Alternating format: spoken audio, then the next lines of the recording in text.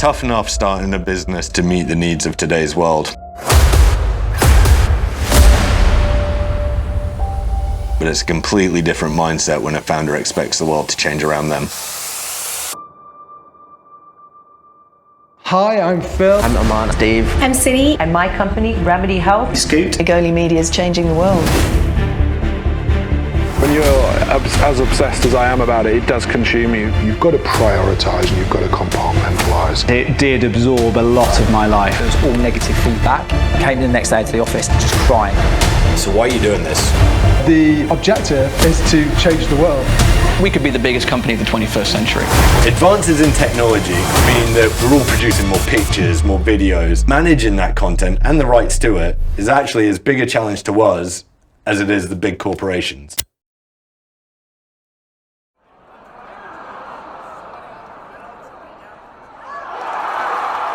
Life working inside the gambling industry is Marmite. Here it comes! Some people really like the industry. Lots of people really despise the industry. That's why Low Six has been born, really. It's to try and bridge the gap somewhere in between. So remember when Will and I said to you a couple of days, we'll try and make this a natural conversation during the walk and talk. Yeah. We won't even realise the cameras are here. Perfect. This is it. Cool. With Will holding out above our heads. I'm with you, I'm on board.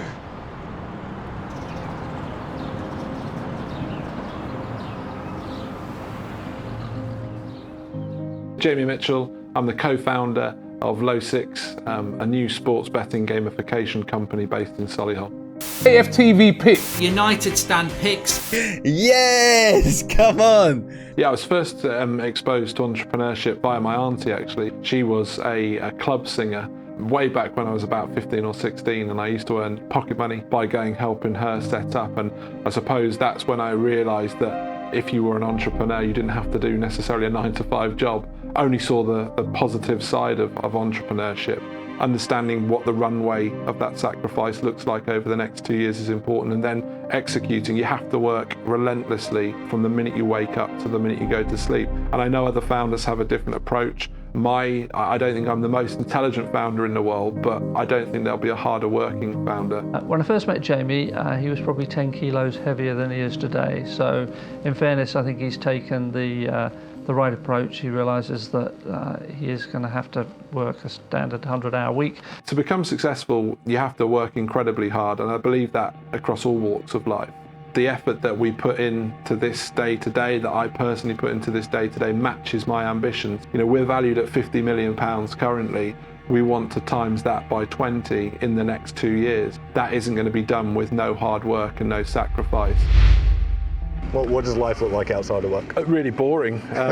Yeah, I mean, you know, because of work, do you think? Or? Yeah, definitely. I think, as I said, we're absolutely. I'm obsessed at the moment with maximising what Low Six can be, both in the UK and the rest of the world. And when you're as obsessed as I am about it, it does consume you all of your waking time. I don't know if that's a good or a bad thing. I suppose if you know, I'm a family guy. I like spending time at home with my dogs, my fiance. You know, that's kind of me away from work, but it all consumes around work still, you know. What do you think that's like for your fiance and those closest to you? I think I was thinking about what being a good founder is all about, really, the other day when we were talking about this, and one of the sort of realizations for me of being a good founder is the ability to bring somebody on the journey with you. Yeah. And I would say my fiance is as bought into the journey at this point as anybody. She hears about it literally 24/7. What's it like for her? Difficult. There's a lot of ups and downs. There's times where it's quite lonely. You know, you've got a lot of pressure. There's no way to escape that pressure. And if you take a venture capital route, it's intense pressure. Hopefully, everybody sees the end goal will be worth it, which is what we're all striving for. And your fiancée is making the move with you out to the States later in the year. She says so. Let's see what happens in September. Absolutely, yeah. Those closest to me have always been supportive. I wonder whether they ever thought it would get to this scale and this fast. That, for me, I'll never know, but they've always been supportive. They definitely thought I was crazy. The nights that we spent in manually scoring all of the results because we couldn't afford a data feed, or the hundreds of miles driven to speak to partners who wouldn't onboard because we didn't have a live game, etc. The chicken and egg that you go through as a brand new startup. They probably thought I was crazy, but I take a great amount of pride now with those people seeing how well we're doing and dropping us notes and saying good on you, etc. And yeah, it's kind of good to validate that, again, the idea we had has come to fruition. Still a long way to go, but we are validating it was a good idea.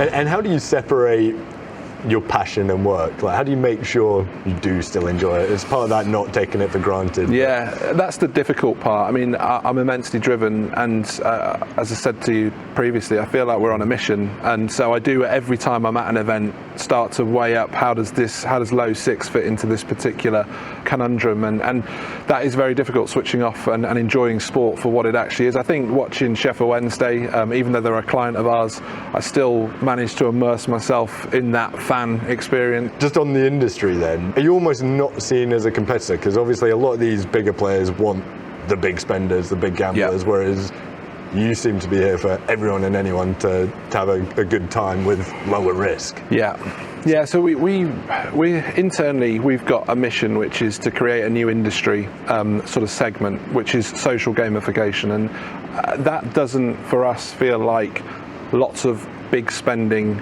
problem gamblers. Gambling will have to change, and it is changing. The disruption that we're bringing to the table is saying to sports clubs and rights holders, you don't have to lose all of that revenue that you've been absolutely reliant on for the last 20 years. There is an alternative. You can still generate revenue in a safe, compliant manner. The reason I joined this business was because of the ambition. When I joined, we had 6,000 users. Today, we sit with 190,000 users. Our ambition is to have 1 million users by Q1 next year. What was that like for you when the reality dawned that we are going into lockdown, sport is being closed down? Remember it really well. We actually went to Cheltenham to watch the racing as a business. That was like one of the last big events, wasn't it? Massively criticised afterwards. Yeah. We were seed funded previously, and we were bootstrapping the business. Then we met one of our biggest supporters really, in terms of venture capital, and they had given us the nod that they were going to participate, and we were really now starting to gear up. So we'd got the offices sorted. We'd started to look at our first kind of 10, if you like, big employees, etc.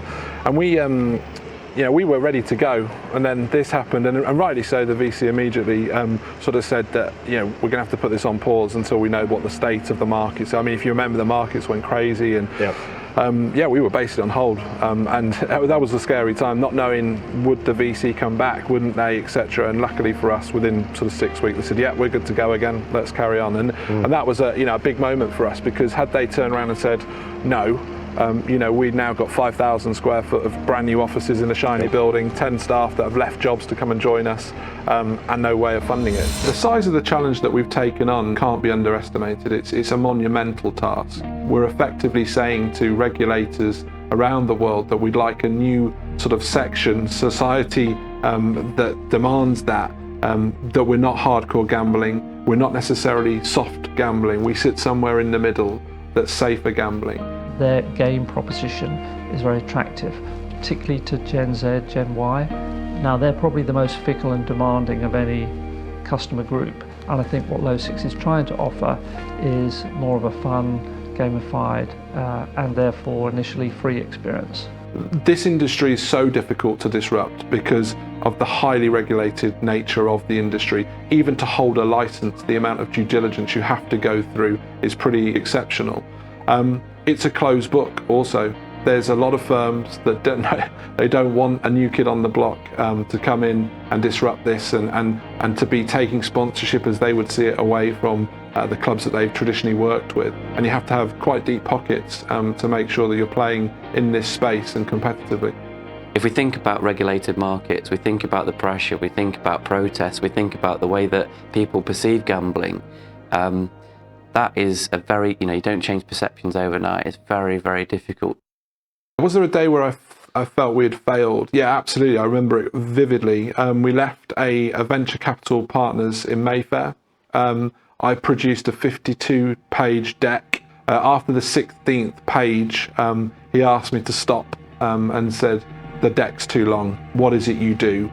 I've never been more embarrassed in my life. This was the first VC that we'd ever seen. The idea he would sit through 52 pages.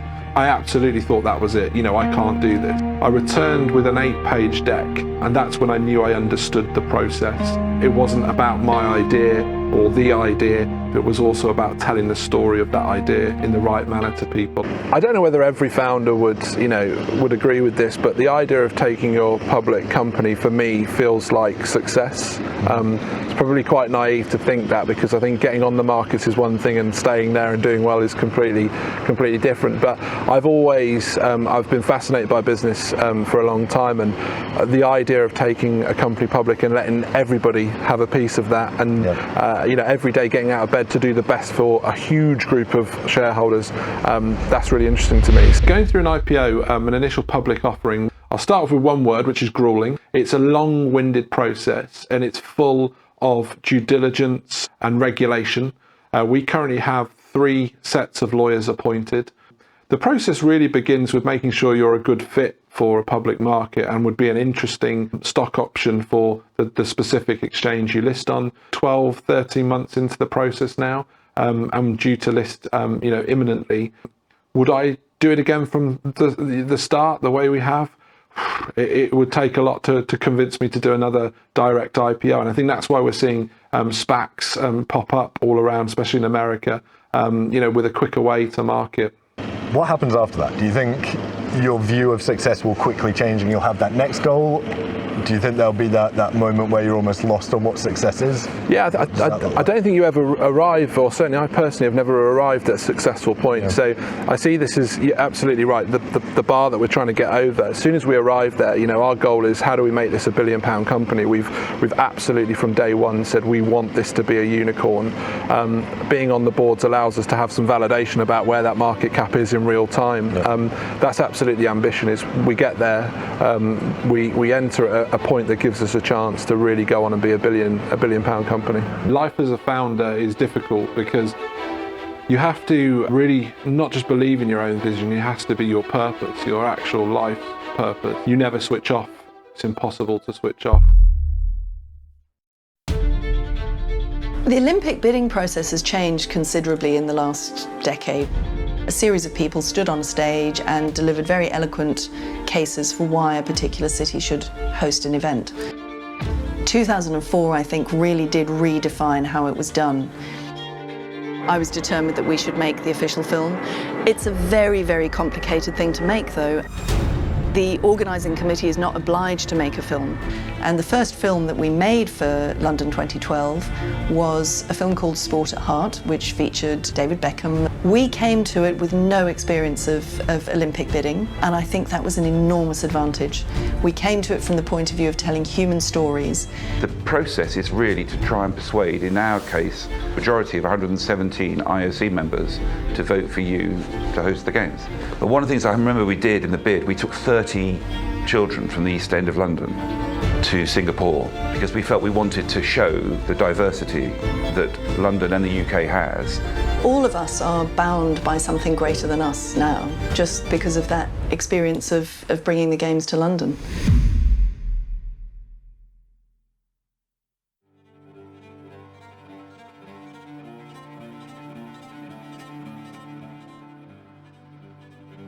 I'm Caroline Rowland. I'm the founder and CEO of Egoli.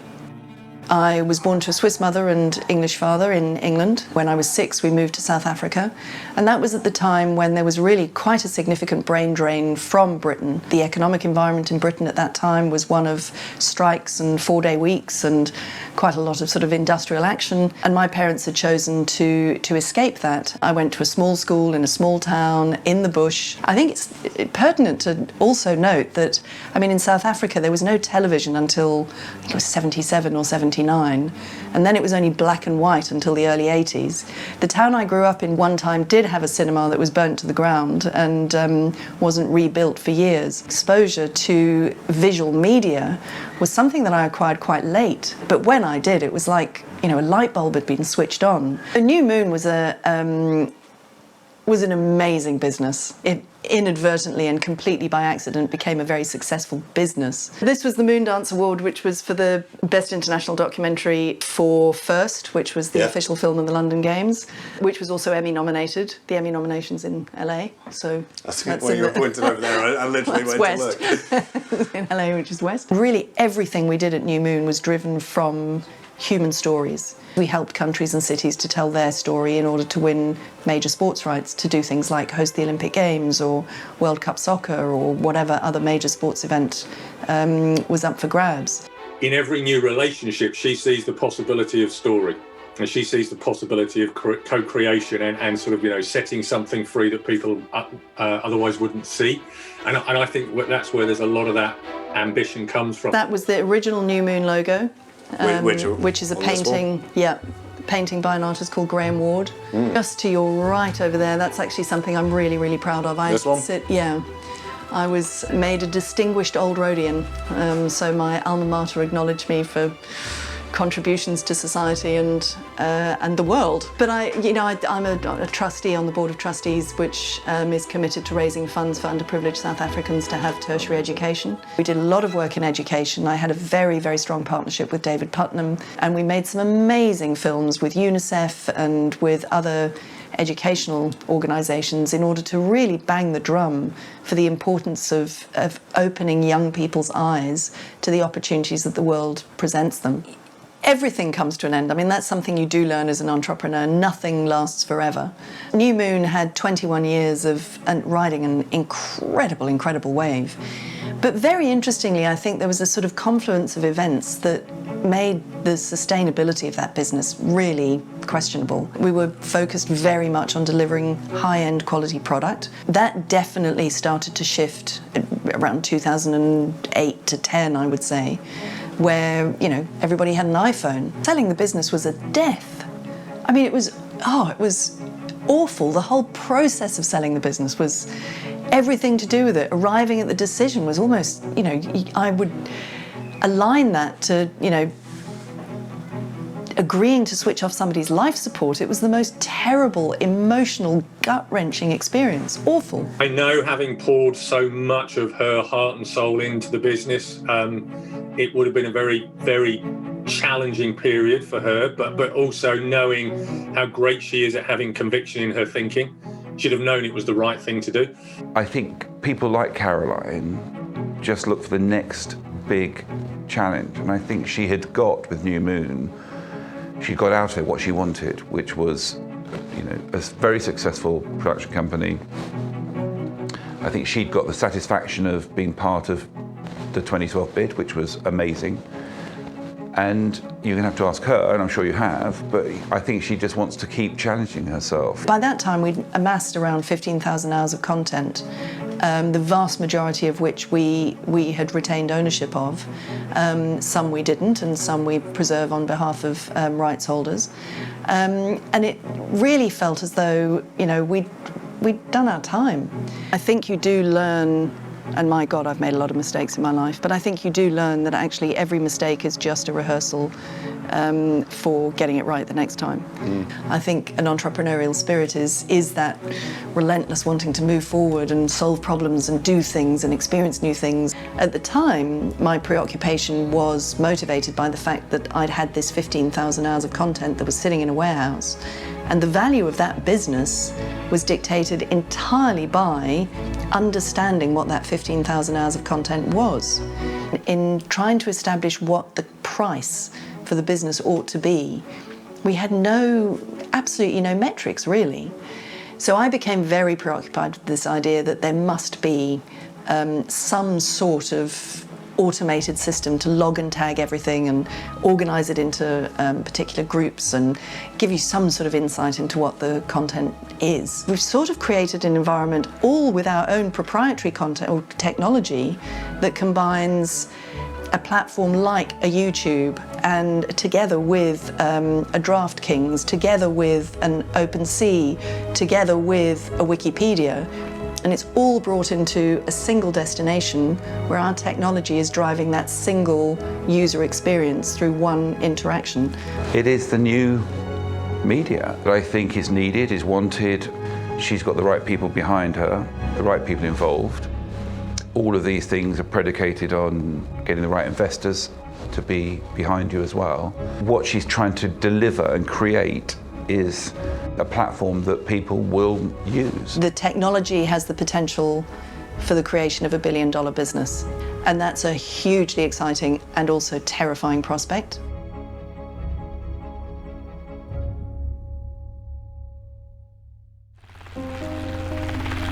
Tycho's a special forces protection dog.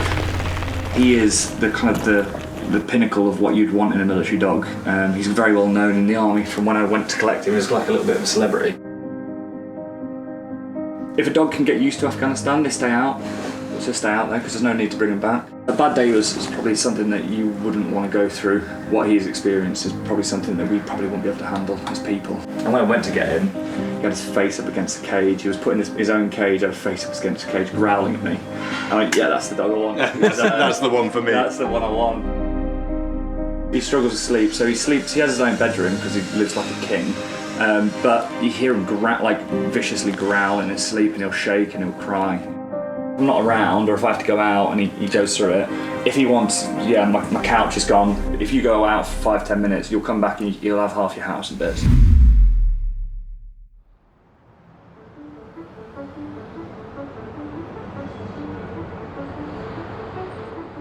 Hey, my name is Aman. I'm the founder of Music for Pets. We make relaxing music and TV for cats and dogs, and the press kind of describe us as the Netflix for pets, or Petflix. When a mentor gave me the book, The 4-Hour Workweek by Tim Ferriss, that was just mind-blowing. I wanted to always be an entrepreneur, but I just thought you needed capital to do that. And that book made me realize that I could be an entrepreneur like tomorrow. I think it kind of runs in the family a little bit. Like my granddad had his own post office. I wouldn't say they was really entrepreneur, but you know, they had their own businesses. So I was kind of exposed to that. Like my dad had his own business, my uncles. So I knew that I never wanted to work for anyone. I knew I wanted to have my own business, but then I was just, they were kind of like just normal businesses. But it prepared, it was all a stepping stone to then go and build something super innovative. I think because my grades in school were not the best, and my parents set the bar very, very low. Very low. So for that, there was no pressure for me to go be a doctor, lawyer, accountant, or anything like that.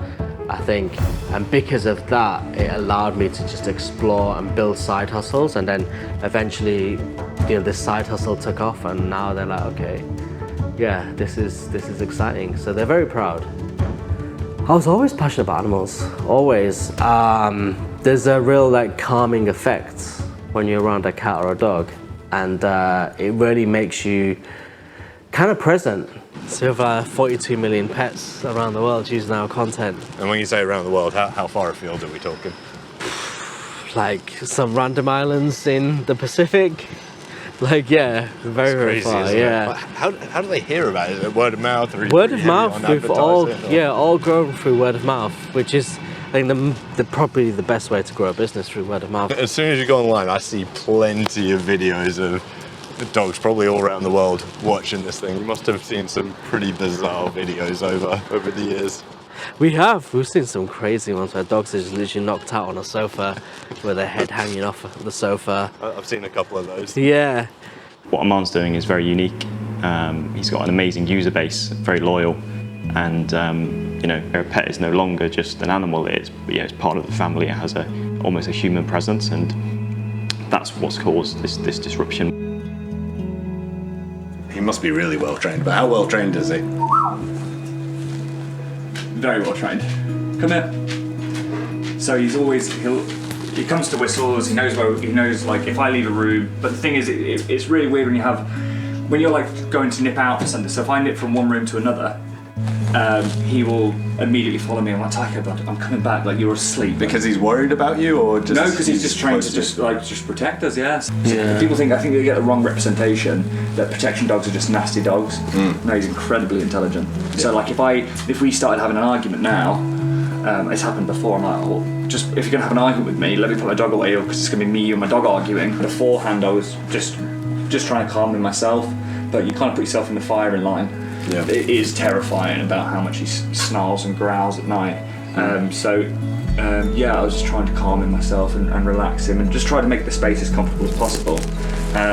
But it was intermediately effective. Also, dogs suffer from PTSD as well, so he's tried everything and then came across Relax My Dog and used it on his, and it seems to have a positive impact. Talk me through this. Obviously, to the crew today, probably looks like a relatively simple shot, but I'm guessing a lot more science behind it than... Yeah, so it's like different frequencies of the music, but this is something like a little bit basic, is experimental. So this like more drone footage. This one's not... This is original footage? This is all original footage, yeah, that we create. So this was filmed in Indonesia, but it's not as color graded because this is new, fresh, experimental content. Your customer base and the users of it are almost like a little community. So 100%, will yeah. they come back to you and be like, you know what, we think you missed the mark on this one? Oh yeah, 100%. But we want them to do that, and they're part of it. Yeah. They're part of that community, so they kind of they're part of the journey. They have been from day one. They've been loyal, and dog owners are very, very opinionated. So if something doesn't work, they will let us know. But I'm guessing this wouldn't work while they're serving. They still have downtime and stuff. They are like incredibly looked after. The trainers do it's insane like how. So Taika was completely paralysed. Taika was was injured and he had an FEC in his spine, completely paralysed and couldn't walk. And they rehabilitated him instead of putting him down. I think they said it was about £15,000 operation on his spinal cord, which enabled him to walk again. Good. But the army certainly, they would be interested. I'm sure they would be interested in kind of things they can do to help, because they try everything to kind of give the dogs the best life they can. Say you get this to the point that you think it'll become. What would you do next? I don't know. I don't really think that far ahead. Like, I think I just enjoy every day. Right now, I love the life it's given me, the lifestyle freedom. Yeah. Failure is temporary. Regret is for a lifetime. I always approach the day from a place of gratitude. That's it. So even if I have a bad day, it probably won't impact me as much as it would maybe another entrepreneur. I feel like I'm doing this because I think a 9 to 5 will crush my soul. And it's the reason why I don't have investors or VCs or angels or anything like that in the business. I set out to own and control 100% of my journey. And I think I'm building something bigger that has an impact. And on the flip side, owning 100% of your business can also have its negatives, because you don't have co-founders, you don't have investors, you don't have anyone to talk to. So it can get like super, super lonely. It's kind of a lot of conversations inside your own head. And then sometimes you need to surround yourself with like mentors and all that stuff, and like, you know, high level friendship groups that are also CEOs. I think very few people can appreciate the role of a founder or the role of an entrepreneur. At the end of the day, you're reliable. You're the one who has to pay people's salaries. You're the only one who has to be accountable for everything. The publicity that we've got has just been insane. Like, we're so fortunate, from the Sunday Times to like Telemundo to I think El Tiempo in Colombia to BBC News. What I'm so kind of grateful for is that this has all been organic. We don't have a PR agency, none of this stuff. The amount of press that we've got would have easily cost us 7 figures by now. Most of the time now, we don't even know that we're being written about. We only found out through Google alerts. Well, there's 1 billion pets, cats and dogs specifically, around the world that are owned. And we only have 42 million pets around the world consuming our content. So we want to go for the full billion. Yeah, aim big.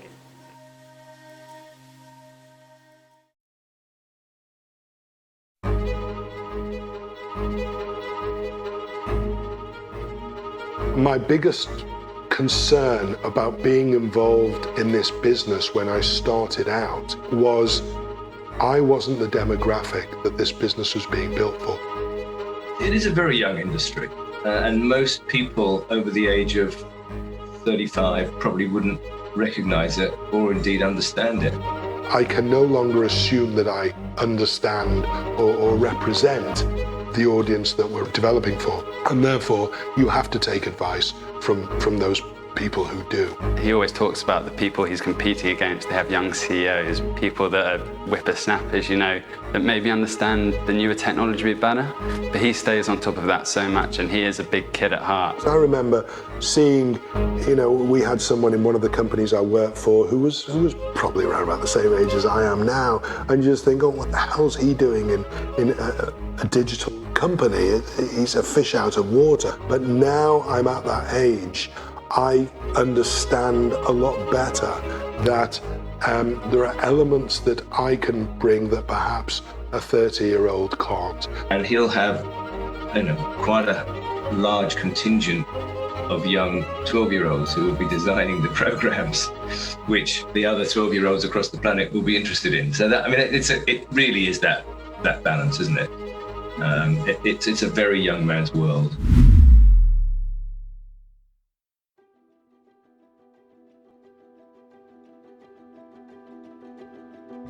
I'm Gary Bracey, CEO and co-founder of a company called Terra Virtua. We're an NFT-based company. We built out an entire platform for the collection experience and engagement of NFTs. In the old days, you'd buy a book for £5, you'd finish the book, you'd give it to your friend, and they'd read it and sell it on, blah-de-blah. The author never gets anything. Through NFTs, through smart contracts, the author can get a residual royalty from every subsequent trade. But you apply that to the general real world, so conceivably, the architect who designed that house can get a small percentage of the sale of that house with each subsequent transaction. NFT stands for non-fungible token. In the context of what we're doing, we create collectibles, digital collectibles, unique digital collectibles in limited quantities. I started my first company in Liverpool at the very, very beginning of the 80s when video games, or as they were in those days, computer games, had just started. And what I did was I cobbled together some money, a few £100, and bought a number of wholesale video games and rented shelves in the local video library and sold those video games, those computer games. And after the first year, I'd made enough money to open my own shop in the most prestigious high street in Liverpool. Sounds like you were all work or all family time. I think in my early days it was all work. It was constant work, and then as you get a little bit older, you start to reprioritize. And you know, we had a health issue in the family at one point, which totally changed my perspective and my values on what was important. The reason I do this is for my family. It's not for ego, and it's not for me. Although I've spoken about a legacy, which I guess is something of an indulgence, but everything else is to build a future for your family. I think the most important thing for my dad has always been to make sure that we are all secure. I've got 2 sisters and my mum. He just wants to make sure that everyone is happy and can live the life they want to live. When I came home that day and said, okay, I've met my co-founder and we're going to start a new business and it's a whole new sector and we're going to go through it again, I think I had the whole eye raise thing and here we go again. There was no resistance. She knows I'm driven by this sort of thing and that it excites me and therefore makes me happier. And if I'm happy, she's happy and everyone's happy. And we can hold hands and skip through the grass. My dad's a big joker, yeah. He's king of the dad jokes. My friends love him. Everyone loves him. What is your ambition with Terra Virtua? The potential is enormous. I mean, it's very, very competitive. One of the frustrations I've always encountered throughout my business career is the reluctance of investors in the UK to take risks with new technologies. And so we're always fighting against our US counterparts who seem to be a lot better funded. In order to have credibility in this business, you have to have a bit of financial backing. And the very, very fact that we'd grown organically in that regard was a great advantage. So we could show that, you know, this wasn't as the result of us raising money in the market. This was actually money we were making. And of course, if we're making money, then the licensors are making money. In the early days, about 3 years ago, we initially approached Paramount Studios, for instance, said we'd like to license content for NFTs, to create NFTs. They didn't know what an NFT was. They didn't really exist in those days. What they did was they took a chance. We had a relationship with them. We'd made money for them over the years through video games. So there was an element of goodwill and trust. And the only thing that age can bring is the network. One day, one of their directors, Andy Frangio, said to me, really want you to meet somebody who I think is the man for the future, and his name's Gary Bracey from Terra Virtua. The presentations that we've done to the various sporting bodies across the globe have been phenomenal. As a sports fan, I was at the World Cup final in '66, and there's the program. I got him to sign it. So, you know, that's, for me, that's a real memento.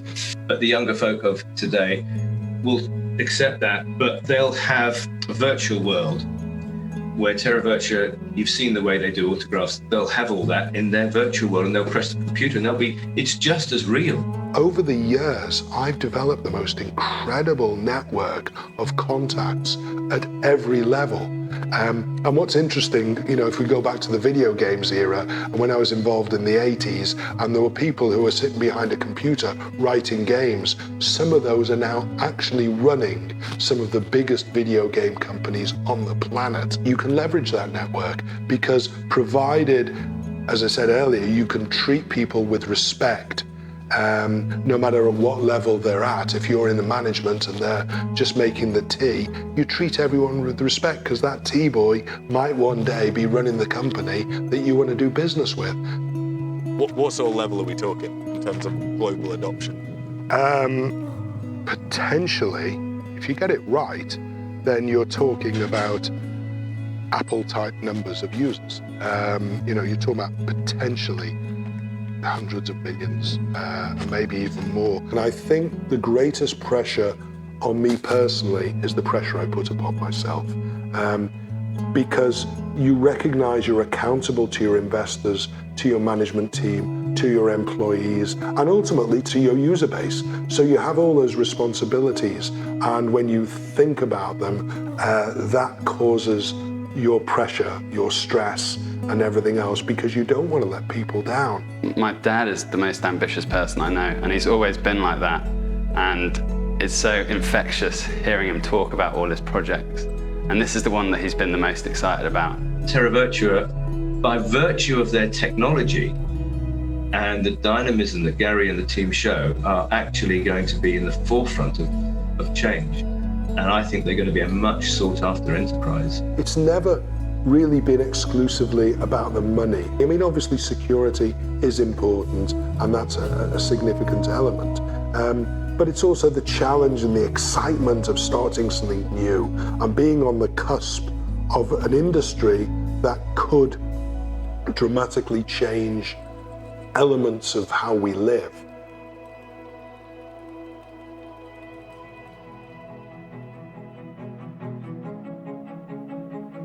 As we're producing more and more content on an individual and corporate level, the big question is, how do we manage that? Who owns the rights to it, and where do we store it? We've seen huge innovations like video games be brought to mass market. We're now seeing the cycle all over again with things like NFTs. So the big question is it too confusing for the public, and will it be adopted?